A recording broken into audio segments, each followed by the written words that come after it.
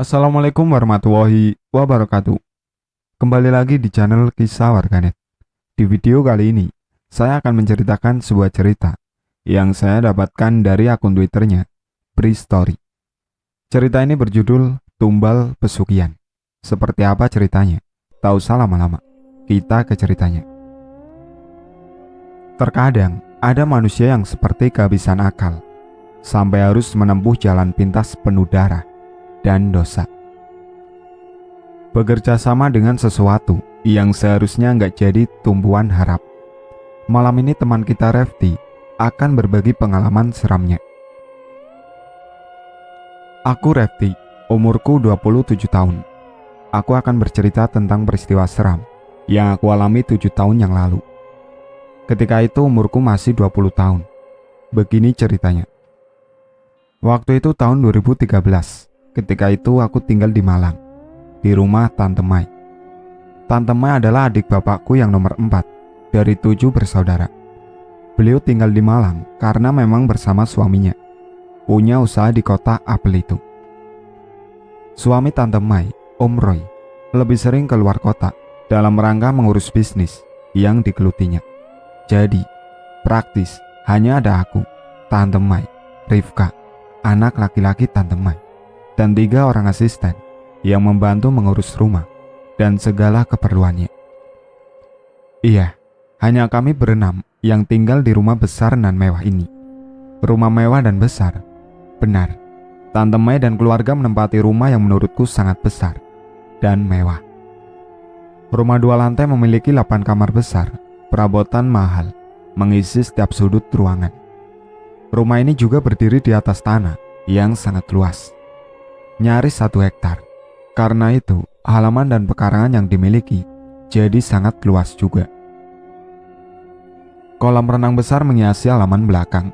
Panas matahari nggak gampang menembus sampai permukaan air, karena beberapa pohon besar dan rindang berdiri di sekelilingnya. Jadinya, aku yang hanya seorang putri dari pemilik warung kelontongan di Jogja, jadi seperti tinggal di istana raja. Lalu, kenapa aku bisa tinggal di rumah itu?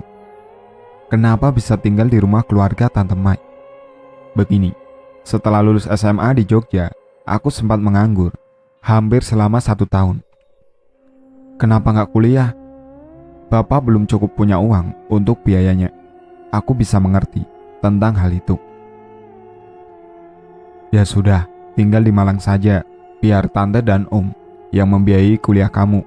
Hitung-hitung sambil menemani tante di rumah, supaya jadi agak ramai kan kalau ada kamu. Begitu ucapan Tante Mai ketika datang berkunjung dan mengetahui kalau aku menganggur setelah lulus sekolah. Aku sungguh senang mendengarnya. Kebaikan Tante Mai bisa jadi merupakan jalan keluar dari keinginanku untuk kuliah. Ya sudah, singkat kata, Bapak dan Ibu setuju untuk aku berangkat ke Malang dan tinggal di rumah Tante Mai. Hingga akhirnya, sekitar awal tahun 2013, aku memulai hidup di kota Malang, kota besar yang sama sekali belum pernah aku kunjungi sebelumnya. Aku akan bercerita sedikit tentang keluarga Tante Mai. Yang aku ingat, Tante Mai dan Om Roy menikah pada pertengahan tahun 90-an. Sebelumnya mereka adalah teman sekolah. Pernikahan mereka dikaruniai 2 orang anak, Mala dan Rifka. Mala adalah anak pertama perempuan. Lalu kenapa di awal cerita tadi aku hanya menyebutkan Rifka? Mala kemana? Mala sudah meninggal tahun 2008. Meninggal tragis karena kecelakaan motor. Jadi anak mereka hanya tinggal Rifka seorang.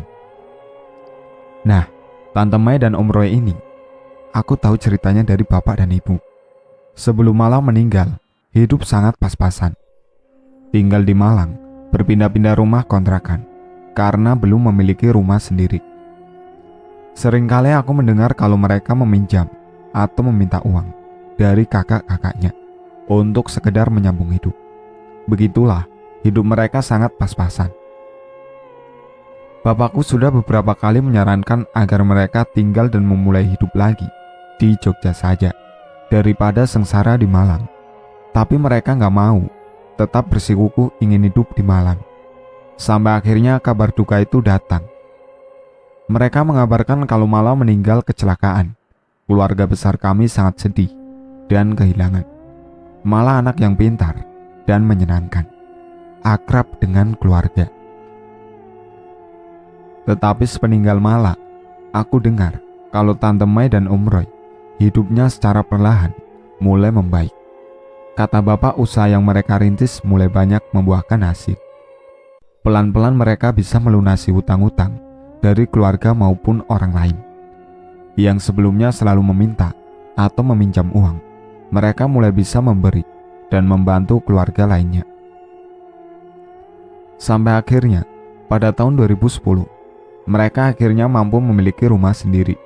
Waktu itu rumahnya bukanlah rumah mewah yang aku ceritakan di awal tadi. Masih rumah gak terlalu besar, tapi kata bapak sudah termasuk rumah mahal. Syukurlah kami sekeluarga besar ikut senang dengan keberhasilan Tante Mai dan Om Roy dalam hal ekonomi keluarga. Bapakku anak pertama dari 7 bersaudara. Mereka semua lahir dan besar di Jogja, termasuk Tante Mai. Pada tahun 2011, adik bapak yang paling bungsu, Om Seno, terkena PHK di perusahaan tempat dia bekerja. Sejak itu dia menganggur. Ya sudah, Seno ikut aku ke Malang saja, bantu usaha kami, bantu pekerjaan Mas Roy, daripada nganggur di Jogja. Begitu kata Tante Mai setelah mengetahui kalau Om Seno sudah gak bekerja lagi. Begitulah akhirnya Om Seno berangkat dan tinggal di Malang, membantu usaha yang dijalani Om Roy. Aku yang cukup dekat dengan Om Roy sedikit merasa kehilangan ketika dia akhirnya pindah kota. Umur yang gak terpaut jauh membuat kami layaknya teman dan sahabat. Beliau adalah tempatku bercerita. Tetapi sekitar 6 bulan kemudian, kabar duka kembali datang. Om Seno berpulang ke pangkuan ilahi. Dia meninggal mendadak karena kecelakaan kerja, terjatuh dari atap salah satu pabrik milik Om Roy. Saat itu adalah momen terburuk dalam hidupku. Kehilangan om tersayang secara mendadak. Aku kehilangan sahabat dekat, kehilangan tempat bercerita, kehilangan tempat berkeluh kesah. Lagi-lagi kami sekeluarga berduka cukup dalam. Lalu, sekitar 1 tahun sepeninggal Om Seno, aku mendengar kabar kalau Tante Mai dan Om Roy sudah pindah ke rumah baru. Menurut cerita dari bapak dan adik-adiknya, keluarga mereka pindah ke rumah yang jauh lebih besar, lebih mewah, berdiri di atas tanah yang sangat luas pula. Yang sebelumnya hanya memiliki 1 asisten rumah tangga, kini mereka sudah dibantu oleh 3 asisten. Senang, tentu saja kami semua senang mendengar kalau ada anggota keluarga besar yang sudah sangat sukses keuangan, kaya raya. Yaitu tadi, sampai akhirnya setelah lulus sekolah aku ditawari untuk tinggal di rumah Tante Mai, ditambah akan dibiayai kuliah. Aku pun tinggal di Malang. Kamu jangan pernah masuk ke kamar itu ya, isinya perlengkapan kerja Om Roy. Nanti dia marah kalau ada yang masuk ke ruangan itu.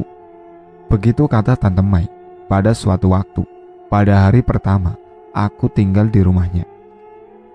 Sebelumnya, aku sudah diajak berkeliling, dikenalkan dengan 3 asisten, dijelaskan tentang seluruh kamar dan ruangan yang ada di dalam rumah sangat besar ini. Kamar yang dimaksud oleh Tante Mai tadi, yang gak boleh aku masuki, adalah kamar yang ada di lantai atas, letaknya di depan sebelah kanan dari kamar yang akan aku tempati nantinya. Pintu kamar itu tertutup rapat dan sepertinya terkunci, karena aku sempat hendak membukanya, namun gak bisa. Ini kamar apa Tante? Tanya aku ketika Tante Mai muncul dari belakang. Yaitu tadi jawaban Tante Mai, katanya itu ruang tempat perlengkapan kerja Om Roy. Lalu beberapa kali seperti menegaskan kalau aku sama sekali gak boleh memasukinya. Ya sudah, aku pasti menurut, gak akan berani untuk menentang omongan Tante Mai. Kamar yang misterius, begitu aku menyebutnya. Di rumah Tante Mai aku disediakan kamar di lantai 2, kamar besar yang diletakkan gak jauh dari tangga, persis bersebelahan dengan kamar mandi. Di dalam kamar sudah bersedia perabot mahal, tempat tidur empuk dan nyaman, lemari besar, tapi tanpa TV. Kamar yang sangat mewah menurutku. Oh iya, kunci pintu kamar kamu kayaknya masih rusak deh. Tante belum sempat untuk menghubungi tukang untuk memperbaikinya. Selalu lupa. Begitu kata Tante Mai ketika kami sedang di meja makan. Benar adanya, pintu kamarku kuncinya rusak. Bisa tertutup, tapi nggak bisa dikunci. Ya sudah, nggak apalah. Toh di rumah ini terbilang aman. Lagi pula aku terkesan nggak sopan kalau selalu mengunci pintu kamar. Hari pertama dihabiskan dengan berkenalan dengan lingkungan rumah serta penghuni lainnya.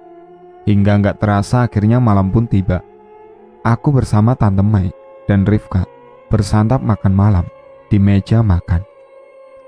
Bermacam makanan lezat tersaji di atas meja marmer besar yang aku yakin pasti harganya sangat mahal. Persis di tengah ruangan bergantung lampu kristal besar menerangi seisi ruang makan. Sampai pada saat itu, aku belum juga berhenti terkagum-kagum dengan segala harta di rumah yang dimiliki oleh Tante Mai dan Om Roy. Benar-benar seperti istana dengan perabotan layaknya untuk raja dan ratu. Sungguh kaya raya mereka. Ya sudah, kamu istirahat dulu sana. Pasti capek kan seharian ini. Tante Mai menutup percakapan kami malam itu. Setelah itu kami masuk ke kamar masing-masing. Oh iya, di lantai 2 aku sendirian. Gak ada lagi yang menempatinya selain aku. Tante Mai dan Rifka masing-masing kamarnya di lantai 1. Para asisten rumah tangga kamarnya di belakang, terpisah dari bangunan utama. Jam 9 malam, aku sudah berada di kamar. Isi kepala masih terus saja berkutat pada kekaguman akan kekayaan dan kehidupan mewah yang dimiliki oleh Tante Mai dan Om Roy. Mereka pasti sudah sangat bekerja keras untuk mendapatkan ini semua. Itu yang ada di dalam pikiranku. Mungkin sekitar jam 11 malam, akhirnya aku bisa tidur. Tidurku cukup nyenyak, tapi gak lama. Iya, tidur nyenyakku gak lama. Sekitar jam 2, aku kembali terjaga. Sejak masuk kamar tadi, sengaja aku gak matikan semua lampu. Aku hanya nyalakan lampu kecil di meja belajar untuk sekedar menerangi, supaya gak terlalu gelap. Sepertinya aku terbangun karena semilir angin dingin yang mengelus tubuh. Anginnya berembus masuk melalui pintu kamar yang dalam keadaan terbuka. Pintu kamar terbuka. Iya, aku juga heran. Kok pintu kamar terbuka? Walaupun gak terbuka penuh, hanya setengah. Padahal aku sangat yakin kalau sebelum tidur tadi, pintu sudah dalam keadaan tertutup. Mungkin karena tertiup angin, jadinya terbuka. Begitu pikirku. Karena pintu terbuka, itulah aku jadi bisa melihat keluar. Celahnya cukup bagiku untuk memperhatikan gelapnya suasana luar kamar. Sangat gelap, ruang tengah lantai 2 sangat gelap. Gak ada lampu menyala, barang satupun juga. Beberapa saat lamanya, aku diam memperhatikan gelap di luar.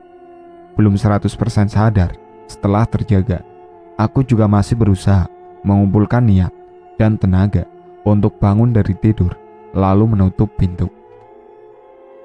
Seiring bergulirnya waktu dan mulai terbiasanya mata melihat dalam remang, aku merasa kalau ada yang mengganggu pandangan. Walau gak begitu jelas, tapi sepertinya aku melihat ada sosok di ruang tengah. Sosok itu berdiri diam, memperhatikan aku yang masih terbaring di tempat tidur. Masih berbentuk silet hitam, tapi aku jelas melihatnya. Siapa itu? Beberapa detik aku terus memperhatikan, sampai kemudian timbul niat mendekati pintu untuk memastikan. Bangun dari tempat tidur, lalu aku berjalan ke pintu. Tapi setelah sampai, tiba-tiba bayangan hitam itu gak ada lagi. Sudah gak di tempatnya lagi. Kemana perginya? Mungkin salah lihat. Begitu pikirku. Lalu menutup pintu rapat-rapat. Aku kembali tidur. Hari berikutnya, aku jalani dengan kegiatan yang sedikit banyak menjadi kesibukan baru. Entah itu membantu pekerjaan rumah, antar jemput Rifka sekolah, membantu usaha Tante Mai.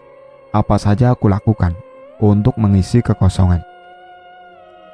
Belum ada kegiatan perkuliahan, karena waktu itu pendaftaran masuk universitas memang belum dibuka. Seiring berjalannya waktu juga, aku juga jadi lebih akrab dengan penghuni rumah, termasuk dengan para asisten rumah tangga. Mbak, memang kamar atas depan kamarku itu isinya apa sih? Kok sepertinya misterius sekali. Nggak ada orang yang boleh masuk. Tanyaku kepada Mbak Ning. Pada suatu ketika, Mbak Ning adalah salah satu ART. Oh, kamar itu ya Mbak. Saya juga nggak tahu pastinya. Lawang saya juga nggak pernah boleh masuk, walaupun hanya untuk membersihkan. Pintunya kan selalu terkunci. Begitu jawab Mbak Ning. Aneh. Tapi ya sudahlah, aku nggak bertanya lebih jauh. Mungkin karena isi kamar itu sangat pribadi bagi Tante Mai dan suami. Jujur, selama tinggal di kamar atas, beberapa kali aku mendengar suara-suara aneh. Contohnya, beberapa kali terdengar langkah kaki naik atau turun tangga. Pernah juga ada suara pintu terbuka, entah pintu yang mana. Yang cukup membuat merinding, beberapa kali aku melihat ada bayangan hitam tinggi besar melintas lewat depan pintu kamar. Pintu kamar yang tengah malam dalam keadaan terbuka. Padahal aku yakin sudah menutupnya sebelum tidur. Mungkin rumah ini terlalu besar bagi penghuni yang hanya segelintir saja. Jadinya cukup menyeramkan. Begitu pikirku. Tapi, seiring berjalannya waktu, aku berusaha untuk melupakan dan mengabaikan setiap keanehan yang kurasa. Coba untuk sibuk dengan kegiatanku saja. Tetapi ketika sudah hampir 3 bulan tinggal di rumah Tante Mai, walaupun gak begitu jelas, pada akhirnya aku bisa melihat isi kamar misterius itu. Kok bisa? Begini ceritanya. Seperti biasa, sekitar jam 9 malam, aku sudah berada di dalam kamar. Hiburan satu-satunya adalah ponsel kesayangan, sambil menunggu kantuk datang. Dapat dipastikan, lampu luar kamar sudah dalam keadaan mati semua. Hanya kamarku saja yang masih terang. Di tengah asiknya berponsel ria, selepas jam 10 aku mendengar sesuatu. Ada suara yang sumbernya dari luar. Aku mendengar dari suara pintu terbuka perlahan. Saat itu aku belum tahu pintu manakah itu, karena ada 4 kamar di lantai atas. Mungkin terbuka tertiup angin. Begitu pikirku dalam hati. Tapi tiba-tiba terdengar suara lagi. Kali ini sepertinya suara pintu tertutup. Siapa yang keluar masuk salah satu kamar? Entahlah. Setelah itu aku memutuskan untuk mematikan lampu besar dan membiarkan lampu kecil tetap menyala. Seperti biasanya. Kamar jadi temaram. Ketika hendak merebahkan tubuh di tempat tidur, lagi-lagi terdengar suara pintu yang terbuka perlahan. Saat itulah timbul rasa penasaran. Aku berniat melihat keluar untuk mengetahui pintu kamar mana yang terbuka. Setelah sudah membuka pintu dan melongok keluar, benar dugaanku, luar kamar sungguh gelap gulita. Hanya sedikit garisan cahaya dari luar rumah masuk melalui sela-sela jendela yang jadi penerangan. Untuk membantu penglihatan, aku menggunakan lampu dari ponsel yang ada di tangan sejak tadi. Cahaya terang ponsel menyapu setiap sudut ruangan lantai 2 yang luas ini. Aku jadi bisa melihat cukup jelas. Hening dan kosong, tentunya itulah pemandangan yang ada di hadapan. Sampai akhirnya pandanganku terhenti di salah satu kamar yang pintunya dalam keadaan terbuka. Iya, ternyata kamar yang pintunya terbuka adalah kamar misterius itu. Takut dan penasaran, dua rasa berkecamuk di dalam kepala. Penasaran mengalahkan segalanya. Akhirnya aku memutuskan untuk mendatangi kamar itu. Langkahku pelan mendekat, tapi walau semakin dekat, tetap hanya melihat pekat. Sama sekali belum terlihat isi kamar. Sampai akhirnya, aku sudah berdiri tepat di depan kamar misterius itu. Pintu gak terbuka penuh, hanya setengahnya saja. Lalu perlahan aku mendorongnya, sampai terbuka lebar. Belum, ternyata aku belum bisa melihat dengan jelas isi kamar. Masih pekat yang terlihat. Kemudian aku mengarahkan cahaya ponsel ke dalam kamar. Pada saat inilah aku melihat semuanya. Yang pertama aku lihat adalah tempat tidur besar berkelambu di sisi kiri. Rangka ranjangnya seperti terbuat dari besi kokoh. Kelambunya yang bagian depan dalam keadaan terbuka, sehingga aku dapat melihat kasur di dalamnya. Di atas kasur bertebaran banyak kuncup bunga. Nggak tahu jenis bunga apa. Tapi akhirnya aku tahu dari mana asal wangi bunga yang beberapa kali tercium di lantai atas. Dinding ruangan tertutup seluruhnya dengan kain berwarna hitam. Kain hitam itu menutupi sampai ke langit-langit. Di sebelah ranjang ada meja besar yang di atasnya tergeletak banyak benda-benda aneh dan seram. Beberapa di antaranya aku nggak tahu benda apa. Tuhan, ruangan apa ini? Aku bergumam dalam hati. Walaupun belum sempat melihat semuanya, tetapi aku sudah berniat untuk kembali ke kamarku saja. Aku takut. Tapi belum juga kaki ini melangkah, tiba-tiba aku mendengar suara. Ada suara seperti menggeram. Pelan tapi terdengar jelas. Refleks, aku arahkan cahaya ponsel ke sudut kanan kamar, karena menurutku suara itu berasal dari sana. Detik berikutnya, jantungku seperti berhenti berdetak. Aku kaget ketakutan. Ya Tuhan, aku melihat ada makhluk hitam tinggi besar sedang berdiri di pojok kamar. Sebegitu tinggi hingga kepalanya nyaris menyentuh langit-langit. Sungguh, sosok yang sangat menyeramkan. Melihat itu semua, aku langsung lari menuju kamarku. Setelah sudah di dalam kamar, aku lalu menutup dan berdiri bersandar pada pintu. Karena aku sadar kalau pintu kamarku ini gak bisa dikunci. Aku menangis pelan, ketakutan. Tapi walaupun begitu, aku masih bisa mendengar suara di luar. Suara pintu yang perlahan tertutup. Aku yakin itu pintu kamar gelap. Setelah itu, semalaman aku duduk bersandar di pintu hingga pagi menjelang.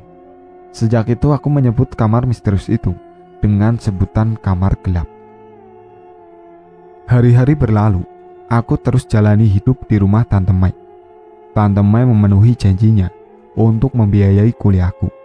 Sekitar bulan Agustus, aku sudah mulai berkuliah. Tapi semua kejadian seram di rumah tetap aku rasakan. Terus saja kejadian. Itu yang membuatku sangat gak betah. Ditambah, entah sudah 2 atau 3 kali, aku mengalami mimpi aneh, menyeramkan. Di mimpi, aku didatangi makhluk tinggi besar yang sering aku lihat bergentayangan di dalam rumah dan kamar gelap. Sosok makhluk itu sungguh sangat menyeramkan. Aku gak mampu untuk menggambarkan. Di dalam mimpi, ketika makhluk itu datang, tubuhku sama sekali gak bisa bergerak. Aku hanya bisa menangis. Kemudian, dia meraih tanganku, menyeretku, menarik tubuhku dengan kasar. Lagi-lagi aku hanya bisa berteriak dalam diam, amat sangat ketakutan. Lalu akhirnya, kami seperti berada di tepi jurang yang sangat dalam, sampai aku gak bisa melihat dasarnya. Tiba-tiba makhluk menyeramkan itu mengangkat tubuhku, lalu melemparku ke dalam jurang. Di saat inilah biasanya aku terbangun dari tidur, tersengal-sengal, berkeringat, lalu menangis jadi-jadinya. Beberapa kali juga aku bercerita kepada bapak dan ibu tentang semua yang aku alami di rumah ini melalui sambungan telepon. Aku ceritakan semua. Mereka hanya bisa menenangkan, meminta aku untuk kembali ke niat awal, yaitu berkuliah. Jangan pedulikan hal-hal lainnya.